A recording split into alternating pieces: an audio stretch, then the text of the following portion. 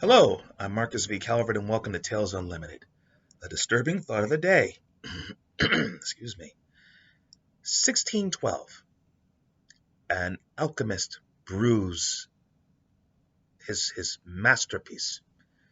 He puts it into a bottle, uh, toasts the morning sunrise, takes a sip. Mm, hates the flavor, shrugs, drinks the whole thing down. Licks his lips, wants to know what's happening on the other side of the world, and he can see it. Wants to know how his body's doing. Oh, he's about to catch a cold. His liver's not what he used to be because he's a bit of a drunk. His wife's cheating on him with so and so. There are monetary schemes all around him. There's a cache of money stashed. Da da da. Facts just filter into his head whenever he's drunk for the rest of his life. If he taunts you, he can taunt you into doing anything, even if it's against your own best interest. And he can do this whenever he's drunk. And if you decide to kick the crap out of him, or if let's say there's a riot around him, no, no, no, or someone trying to rob him of his money or something, he snaps his fingers, everyone around him falls asleep, and he just tiptoes away. And he's loving this. And he becomes rich, he becomes powerful, and he moves on with his life. And eventually he makes some serious enemies, some of them mystical, and they corner him, and it's like, okay, how are you doing this? How are you knowing what you know? Why are you so smart all of a sudden? You're an alchemist and all that stuff, but you have a power. We want it. And he's like, sorry. And he basically stabs himself right in the heart, and he dies. He's like, I'll never tell. And the secret dies with him. Or so everyone thinks. The second he dies, someone else wakes up with the power and an urge to drink. And they drink that potion. I mean, they just drink whiskey, ale, mead, anything. They just, all of a sudden, I'm thirsty for rum. I don't know why. Drink some rum, and all of a sudden, you know how you got your powers, what they are, and you use them to your end. For good or evil, it passes on from person to person. Some have managed to cheat the Reaper for centuries because they've become alchemists looking for fountains of youth and stuff like that, but they always die. And sometimes they show off too much and make the wrong enemy. Sometimes it's an accident, but they always die. And it always passes on to someone else at random. They never know who. And folks eventually realize, wait a minute. So you're telling me someone drank like a tiny little bottle of potion in 1612, and the effects of that same potion are bouncing through the centuries to, say, modern day? Wow. We got to catch somebody and pull this out of their blood. And they've had some close calls. They even gotten blood stains from somebody after shooting them, but the contents fizzle away. They can barely get it under a microscope fast enough to realize, hey, there's something there. Then poof, it's gone to the beneficiary, right? So the person who has it now is he was a homeless dude in an alley.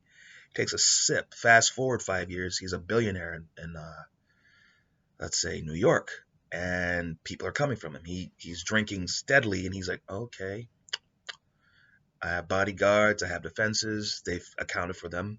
3 of my guys have been bribed. As a matter of fact, my next bottle of booze is poisoned.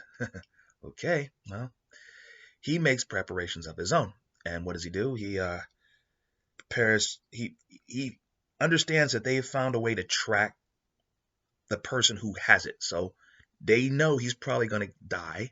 They don't expect to take him alive, but whoever gets it next, they'll know who that person is. They'll find a successor like that. There's a process to do it. So he's like, okay.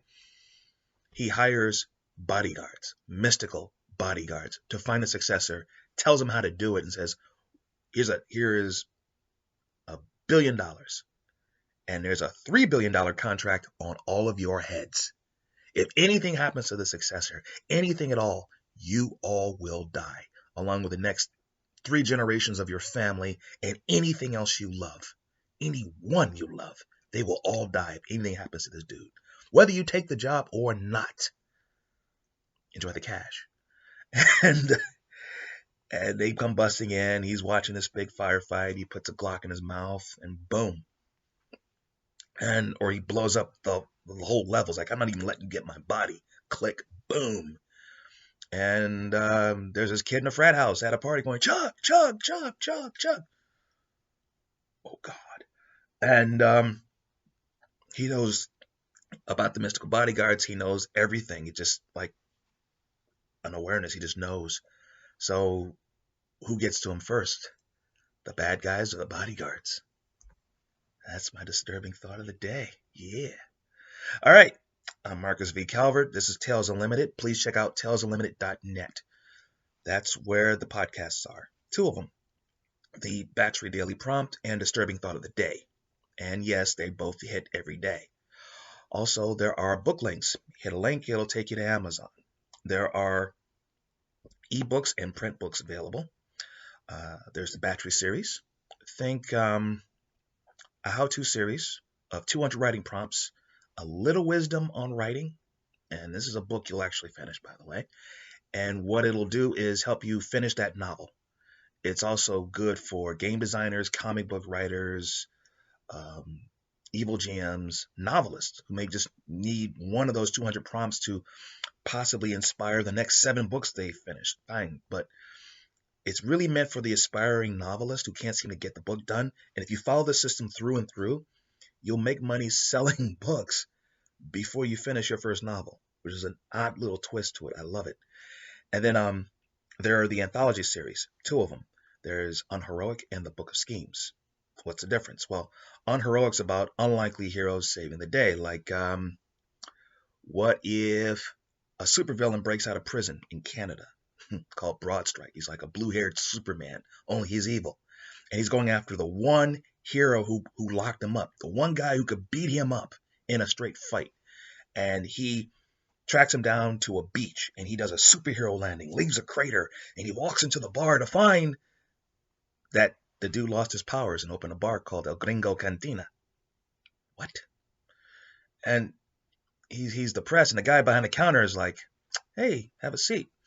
And he's looking at this villain going, how do I flip this guy? Now over here in the Book of Schemes, which is about schemes, twisted schemes, funny schemes, dark schemes, I was in a barbershop years ago. I'm talking more than 10 years ago. And I was getting a haircut, and I had this idea. I created a name out of the back of my head, just out of thin air. The Makutu. There's a tribe in Africa called the Makutu. Nice people. But when it comes to magic and faith, they study in the old ways. And unfortunately for the Makutu, their tribe rested on a patch of very, very, very, very deep oil reserves. And this corporation didn't even ask for permission, just came in, slaughters them. And 3 of them get away. A mother, a father, and a son. Over the next 20 years, someone's slaughtering everyone who had anything to do with the crime, down to the board of executives, the mercs, anybody who profited from it, dying off one by one by one.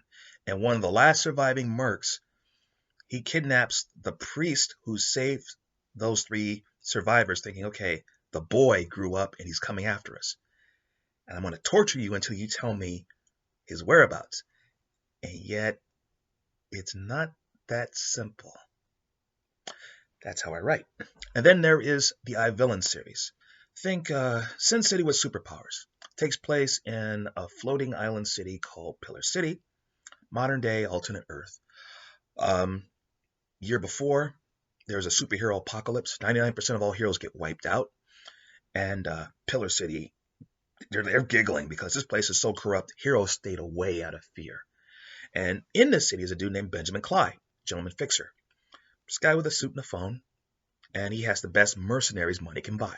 That's what makes him dangerous. Handpicked, a lot of them have expertise and some world-class skill, or they have powers, or both, that make them very valuable, and he uses them like a chess master. Cops use them, terror cells use them, supervillains use them, demons use them, and he has toppled governments if you pay him enough. And one evening, his luck goes to crap because people worse than him say, okay, you're going to make amends for this thing you did. We're going to take your business. We're going to take your people if they want to work for us, but you can't ever hire them again. And to add insult to injury, you're going to fight crime in Pillar City, a place worse than Gotham. and you're probably not going to last the week. Good luck. And he's like, oh, I'll last. And not only does he last, he thrives. And by thriving, I mean he starts a new business where basically he ignores bank robbers, kidnappers, drug cartels. He goes after the big villains, the guys, gals, and things who are trying to destroy the world or take it over because they have the money. And he basically has carte blanche to fight crime as long as he stays away from key interests. Okay, fine. He goes after the Dr. Evils of the world and he takes them out. That's a villain. Okay, I'm Marcus V. Calvert. This is Tales Unlimited. Till tomorrow.